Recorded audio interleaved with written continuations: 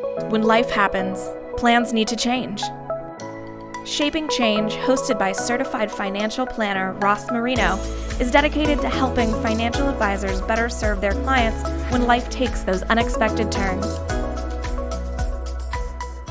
Welcome to the Shaping Change Show. Today, I am joined by Molly Prues, founder of Vistalynk Solutions. Hi, Molly. Hi, Ross. How are you? I'm doing well, and I see wonderful green trees behind you. You're somewhere in the Midwest? I am. I'm in Cincinnati, Ohio. Well, let's get started with your background and what you're doing, because you have a lot of value you bring to financial planners, and you really understand an area that we have to know more about. Well, yes. Hi, I'm a gerontologist. So I have an expertise around the social, emotional, physical, biological components of aging. I've helped families and older adults for about 25 years navigating long-term care and finding support and services. But one of my most important roles was as a caregiver to my mother for the last 10 years of her life. So I really got to experience aging through her lens and caregiving through my own experience. I founded Vistalynk Solutions in 2007, in essence, to move age forward, because we really have a viewpoint of aging that doesn't always serve us well. So we offer cutting edge seminars that help people reimagine what older age can be, and also that helps empower family caregivers. Well, I have some experience with caregiving, and that's one of the things in life that you could describe it to me, but I won't get it until I actually do it. And It's just that's one not, of those areas. yeah, that's not uncommon. It's a very, in all the years that I've been working with families, there are never two cases or two situations that are exactly the same. You have family dynamics, you have, illness or disease, you have a different set of circumstances financially. And so all of it is very complex and plays into an experience of caregiving and aging. I remember the early years and recall the disruptions and the change in plans and expectations. This will happen, but then that happens. And I remember finding myself saying to friends, I couldn't make this stuff up, because everything would get so complex, and you find the pressure and the disruption from that, and you just walk around shaking your head sometime, just thinking, this is pretty crazy, but this is the day, so onward we have to move. Is that pretty normal? It is. It's almost as if you're on call 24/7, because people can have falls, or they can have diagnosis, or physical, emotional needs that just demand your time. And when we think about the modern caregiver today, somebody who's already working 20 plus hours a week in a job and as employed, and also someone who is managing their families. It's a very high, fast-paced role that people can find themselves in, and you really have to find ways to step back and take care of yourself, because it has a real physical toll and emotional toll on people. So it is very, very typical to be just running around with your head down, just trying to get through the day. Yeah, I think as financial planners, it's something we have to learn and understand, because many of our clients will be in that caregiver role. And if we don't have insight into the overwhelm and the stress and the pressure, we may have normal meetings with them and talk about goals and talk about different things, not realizing that there isn't any capacity there. Their decision bank of the day was already cooked, and that stress of 24/7 really limits thinking about the future and a lot of things. And I'd imagine I've had conversations that are downright insensitive, because I just didn't understand the position that person was in. Hey, how can we better understand what's going on? Well, I would say the number one thing is to ask. It isn't impolite to ask, how are you doing? What is going on in your, day to day? How are your parents? How is your spouse? People are making choices that really impact their financial well-being. And it often isn't good. They'll leave their job. They'll go down to part-time employment. And, all of that has a ripple effect over their financial health and well-being, their own retirement. If a person decides to go down from part-time work, they're leaving a lot of benefits and contributions to Social Security on the table that they might need later on in life. So it's important to ask, and it's not impolite to sort of delve into, what's going on in their world and what is their thought process around the level of stress they're under, what choices can they make. Bringing in services, at X amount of dollars a day might seem like a lot up front, but again, over time, if somebody is, going to be needing retirement funds later on, they want to make sure that they're analyzing that correctly. So I think number one is to ask, and to also provide educational programming to your clients, that they understand the implications and what resources might be available that they can help lighten their load.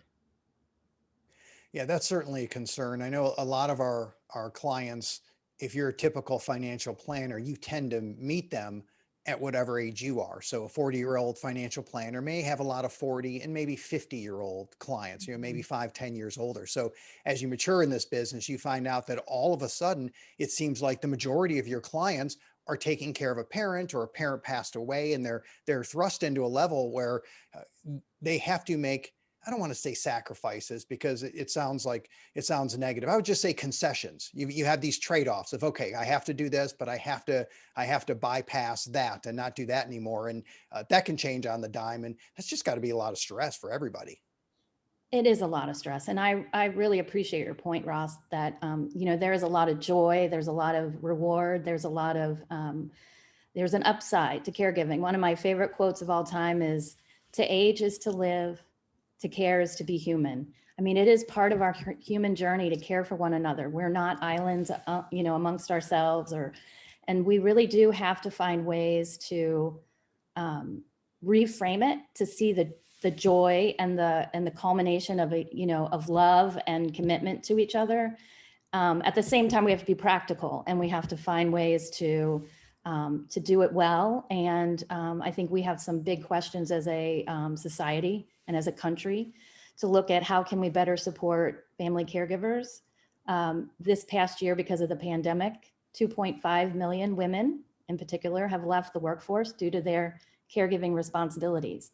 And never before have employers seen into the homes of their employees more than now, because of, Zoom calls and Zoom meetings, and you're watching, your employees try to manage not only their young children, but maybe a parent who might be living with them as well. And so it's really important that as a whole, we have conversations around, what does caregiving mean, and how can we better support, those who are caring for aging, because our infrastructure is very fragmented.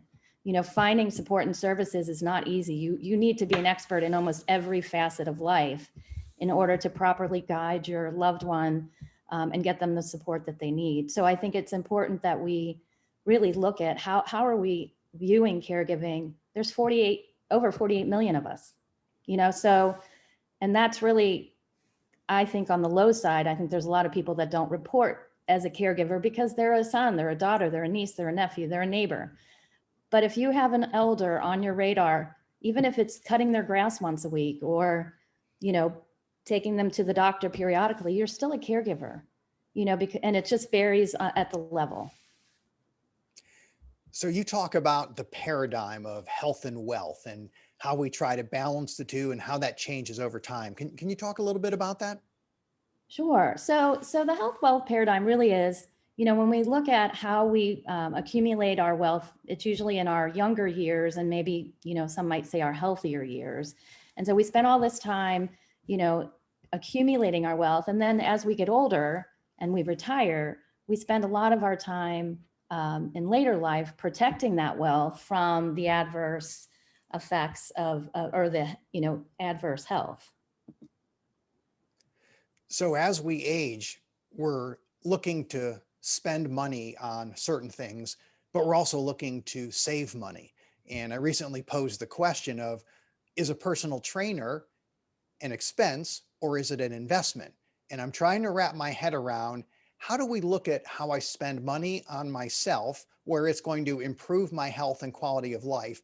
And how do I figure out what's an expense versus what's an investment? How would you approach that?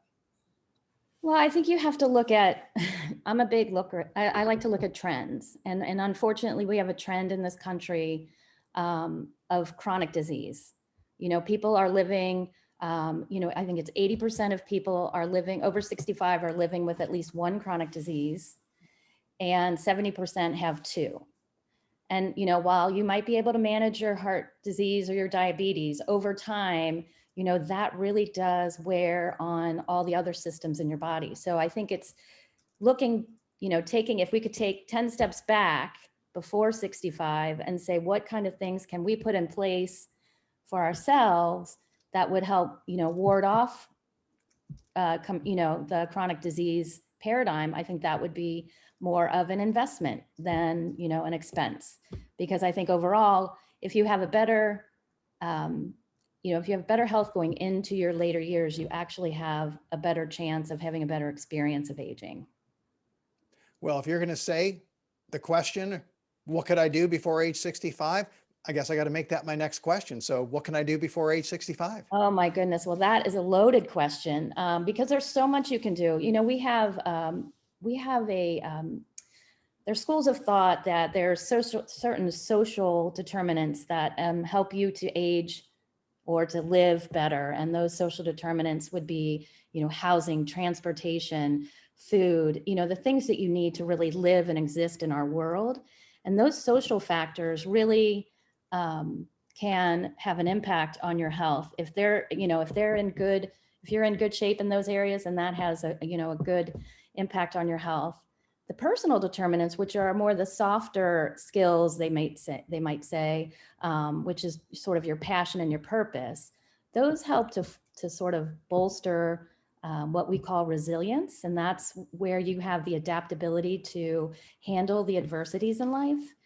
And so if I were, say at age 55 or, 45, I'd start thinking about, what do I need and, to build around me so that I protect myself from any external factors that might impact my housing, my transportation, my food insecurity. Do I need to eat well? Do I need to think about the types of food and what I have around me to support me in my health? But then also looking at, what is my passion and purpose, and how can I build upon that over time, because things change.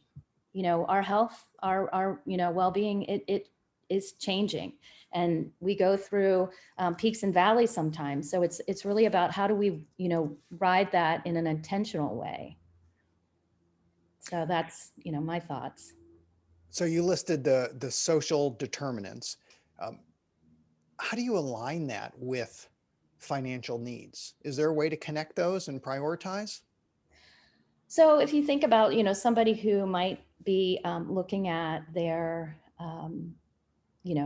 parent, for instance, and what are the things that a person might need, and you have to figure, housing for elders is really expensive, and you have to look at, whether it's financially more, sound to, modify a home and stay in a home. And age in place, as they call it, or looking at alternative living. Is that, and those factors really have a huge financial component to that, along with, transportation and access to healthcare. The more affluent people are, typically the better healthcare access they have, and they can self-determine how their, needs are being met. So I know the social part is really important.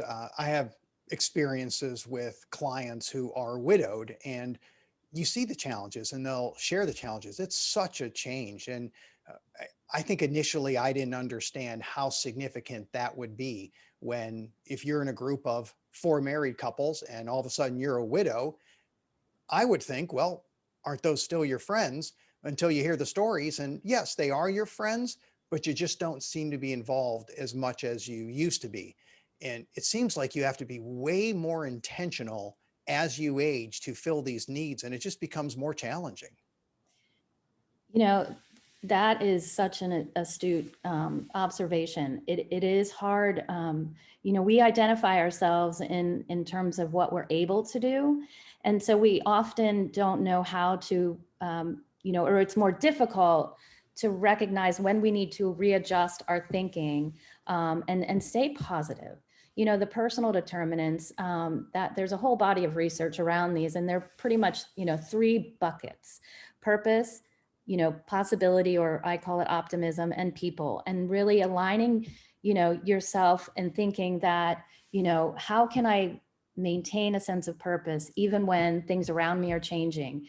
How do I keep myself optimistic as I'm facing challenges or losses? In later life can be a time of significant losses, changes, and losses. And then how do I surround myself with people, and how do I remain connected with people in a circumstance like that?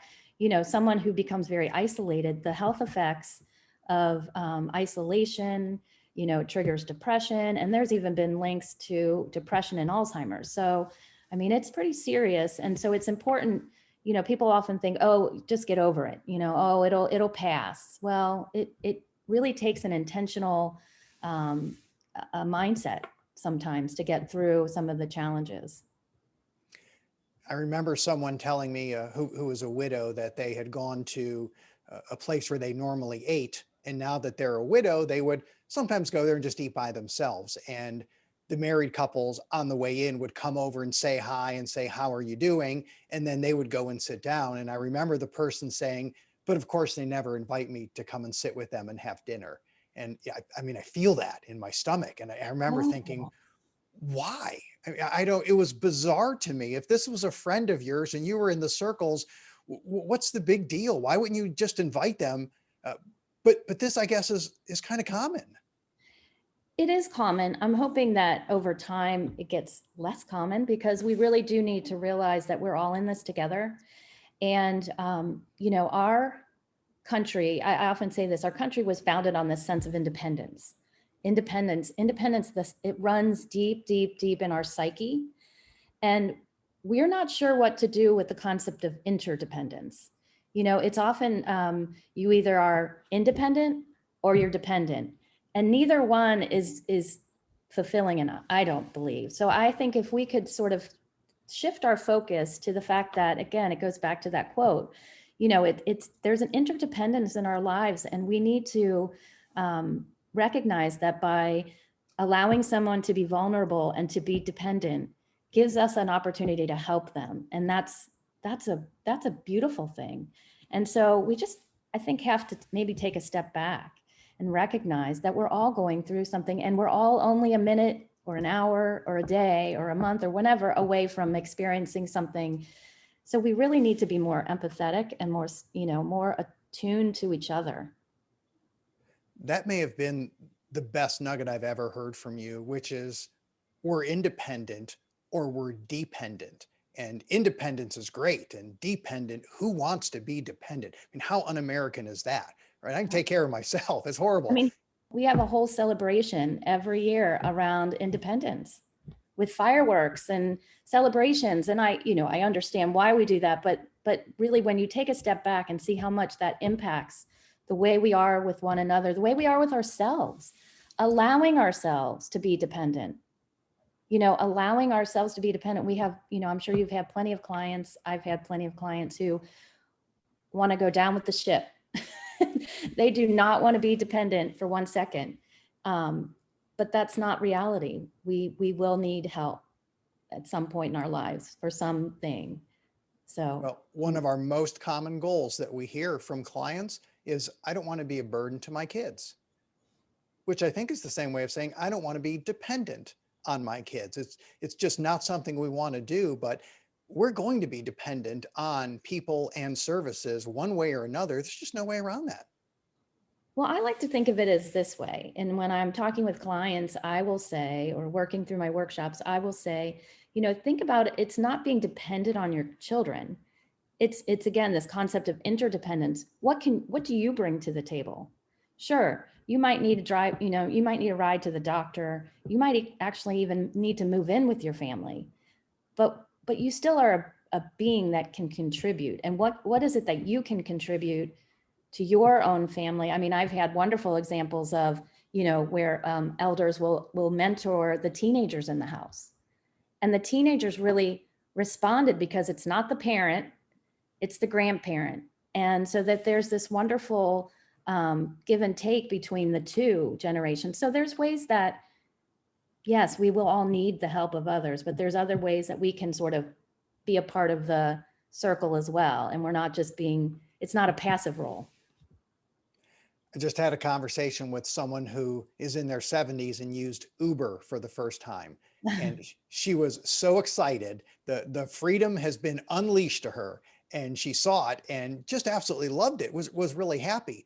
There's a lot of tech that's coming that's helping people, I think, in some ways be less dependent. Where do you think this is going with the technology?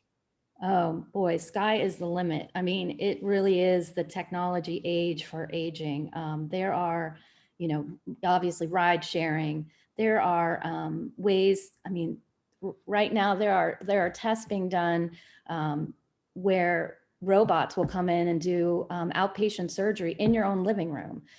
So then you don't have to go into the hospital, risk infection, end up, somewhere in a nursing home for weeks on end trying to recover. I mean, from a medical standpoint, there's so much technology. There are, sensors that you can have instead of the medical alert bracelets. You can have, which nobody ever wants to wear, the necklaces around their neck. There are ways that you can install sensors in a loved one's home, and it just monitors their movements. So it's not like a camera where you're actually watching them, but it just senses mom got out of bed. She went, into the bathroom. She came out. She went and had her breakfast. But if all of a sudden she hasn't moved in 3 hours, or however much time you want to set, something, you'll be alerted to know that someone has not been, active, and that there might be an issue. It really is, and there's so much going on in terms of innovation, and it will really allow people to have so much more self-determination instead of, we won't call it independence, but self-determination, and being able to, have some safety and security while they're living, by themselves, or living in their later years. Well, let's go to our final question. It's always the same. It is the magic wand. And I know you are a passionate professional, and I know there's things you wish for, but you only get one wish, Molly. So if you can wave the wand, what's it going to be? Oh gosh, that one is so easy. I think about it every single day, and I would wave the magic wand and change the way we view aging and later life. I would make it, possible that elders are looked up to and revered, and that we would be as a society that values and integrates elders into our everyday lives, and not just when they need us, but also look at, later life as the reaping of, all the seeds that we planted through our lives. It's a time of creativity and possibility, and being able to see that. I think sadly our current view of aging becomes a self-fulfilling prophecy. And so I would say, if we could really, as a society, take a step back, not be so youth focused, and really look at later life as really a great and powerful time. That would be a wonderful thing. Great way to close. Molly Prues, thank you so much for being on the show. Thanks, Ross, so much. It was wonderful. Thank you for listening to Shaping Change with Ross Marino. This show is for general information purposes only and is not intended to provide recommendations or advice. Speak with a legal, tax, or financial advisor before making any decisions. Past performance references are historical and do not guarantee future results.